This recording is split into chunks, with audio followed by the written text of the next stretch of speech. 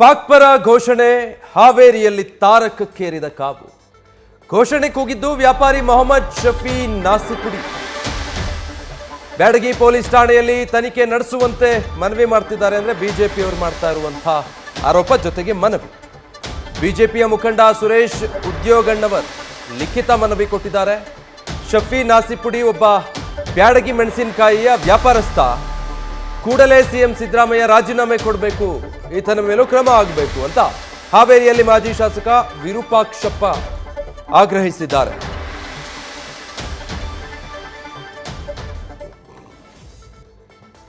ನಿನ್ನೆ ನಡೆದಂತಹ ಘಟನೆ, ನಾಸಿರ್ ಹುಸೇನ್ ನಿನ್ನೆ ರಾಜ್ಯಸಭೆಗೆ ಆಯ್ಕೆಯಾದಂತಹ ಖುಷಿಯಲ್ಲಿ ಅವರ ಸುತ್ತಮುತ್ತ ಇದ್ದಂತಹ ಕಾರ್ಯಕರ್ತರು ಘೋಷಣೆಗಳನ್ನು ಕೂಗ್ತಾ ಇದ್ರು. ವಿಧಾನಸೌಧದಲ್ಲೇ ಸಂಭ್ರಮಾಚರಣೆ ಇತ್ತು. ಆದರೆ ಅವ್ರ ಪಕ್ಕಕ್ಕೆ ನಿಂತಿದ್ದಂತಹ ವ್ಯಕ್ತಿ ಪಾಕಿಸ್ತಾನ್ ಜಿಂದಾಬಾದ್ ಅನ್ನುವಂಥ ಘೋಷಣೆಗಳನ್ನು ಕೂಗಿದ್ದ. ಅದಾದಮೇಲೆ ಅದಕ್ಕೆ ಸಂಬಂಧಪಟ್ಟ ಹಾಗೆ ನಾಸಿರ್ ಹುಸೇನ್ರನ್ನ ಪ್ರಶ್ನಿಸಿದಾಗ ಅವರು ಮಾಧ್ಯಮಗಳಿಗೆ ನೀಡಿದಂಥ ಉತ್ತರ, ಅವರ ನಡ್ಕೊಂಡಂತಹ ರೀತಿ, ಒಬ್ಬ ರಾಜಕಾರಣಿ ಹಿಂಗೂ ನಡ್ಕೊಳ್ಳೋದಕ್ಕೆ ಸಾಧ್ಯನಾ? ಪಾಕಿಸ್ತಾನದ ಪರ ಘೋಷಣೆ ಕೂಗ್ತಾನೆ ಒಬ್ಬ ವ್ಯಕ್ತಿ ಇವ್ರ ಪಕ್ಕದಲ್ಲಿ ನಿಂತ್ಕೊಂಡು, ಆದರೆ ಜವಾಬ್ದಾರಿಯುತ ರಾಜಕಾರಣಿ ನಡ್ಕೊಳ್ಳೋ ರೀತಿನ ಅನ್ನೋ ಹಂತಕ್ಕೆ ಹೋಗಿ ಅವರು ವರ್ತಿಸಿದ್ರು. ಈಗ ಬಿಜೆಪಿಯವರು ಆ ವಿಷಯವನ್ನು ಇಟ್ಕೊಂಡು ಪ್ರತಿಭಟನೆ ಮಾಡ್ತಿದ್ದಾರೆ, ಜೊತೆಗೆ ಸಾಕಷ್ಟು ಆಗ್ರಹಿಸ್ತಾ ಇದ್ದಾರೆ. ಮುಖ್ಯಮಂತ್ರಿಗಳು ರಾಜೀನಾಮೆ ಕೊಡಬೇಕು, ಮತ್ತು ಈತ ಬ್ಯಾಡಗಿ ಮೆಣಸಿನಕಾಯಿಯ ವ್ಯಾಪಾರಸ್ಥ ಈತ ಮೊಹಮ್ಮದ್ ಶಫಿ ನಾಸಿಪುಡಿ ಅಂತ, ಈತನ ಮೇಲೆ ಕ್ರಮ ಕೈಗೊಳ್ಳಬೇಕು. ವಿಧಾನಸೌಧದೊಳಗೆ ಬಂದು ಈತ ಈ ರೀತಿ ಪಾಕಿಸ್ತಾನ್ ಜಿಂದಾಬಾದ್ ಅಂತ ಹೇಳಿ ಘೋಷಣೆ ಕೂಗ್ತಾನೆ ಅಂತ ಹೇಳಿದ್ರೆ ಪರಿಸ್ಥಿತಿ ಎಲ್ಲಿಗೆ ಹೋಗಿ ತಲುಪಿದೆ? ಈ ತಲೆ ತಗ್ಗಿಸಬೇಕಾಗಿರುವಂಥ ವಿಚಾರ. ಕಾನೂನು ಸುವ್ಯವಸ್ಥೆ, ಇನ್ನೆಲ್ಲೆಲ್ಲೋ ಇಂಥ ಕೇಸ್ಗಳಾದಾಗ ಸ್ವಲ್ಪ ದಿನ ಅದ್ರ ಬಗ್ಗೆ ಮಾತಾಡ್ತಾರೆ, ಆಮೇಲೆ ಅದು ಹಾಗೆ ಮುಚ್ಚೋಗುತ್ತೆ ಅಂತ ಈ ಹಿಂದಿನ ಪ್ರಕರಣಗಳ ನಿದರ್ಶನಗಳಿದ್ದಾವೆ. ಬಟ್ ಈ ಬಾರಿಯೂ ಈ ಪ್ರಕರಣ ಕೂಡ ಹಾಗೆ ಆಗಬೇಕಾ?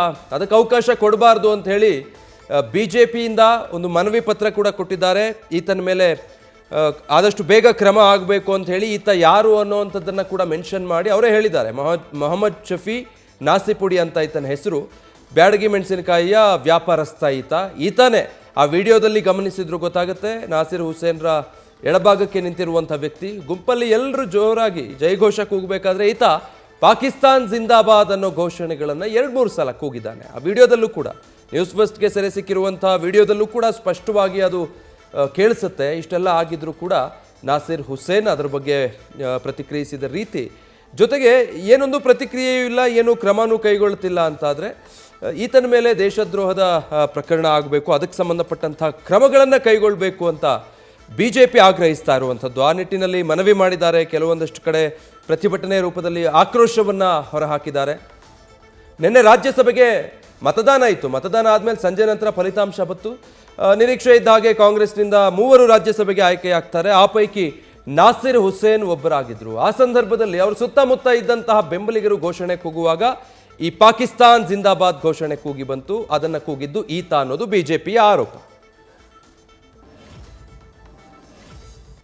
ನಿನ್ನೆ ತಾನೇ ರಾಜ್ಯಸಭಾ ಚುನಾವಣೆಯ ಫಲಿತಾಂಶದಲ್ಲಿ ನಾಸಿರ್ ಹುಸೇನ್ ಎಂಬ ರಾಜ್ಯಸಭಾ ಸದಸ್ಯರ ಆಯ್ಕೆ ಆಗಿರ್ತಕ್ಕಂಥ ಸಂದರ್ಭದಲ್ಲಿ ವಿಜಯೋತ್ಸವವನ್ನು ಕಾಂಗ್ರೆಸ್ ಮುಖಂಡರ ನೇತೃತ್ವದಲ್ಲಿ ಆಚರಿಸ್ತಕ್ಕಂಥ ಸಂದರ್ಭದಲ್ಲಿ 6.5 ಕೋಟಿ ಜನರ ಶಕ್ತಿ ಸೌಧದಲ್ಲಿ ಮತ್ತು 134 ಕೋಟಿ ಜನರ ಭಾವನೆಗೆ ಧಕ್ಕೆ ತರ್ತಕ್ಕಂಥ ದೇಶದ್ರೋಹಿ ಹೇಳಿಕೆಗಳನ್ನು, ಪಾಕಿಸ್ತಾನ್ ಪರ ಘೋಷಣೆಗಳನ್ನು, ಪಾಕಿಸ್ತಾನ್ ಜಿಂದಾಬಾದ್ ಎನ್ನುವ ಘೋಷಣೆಯನ್ನು ಬ್ಯಾಡಗಿ ವರ್ತಕರಾಗಿರ್ತಕ್ಕಂಥ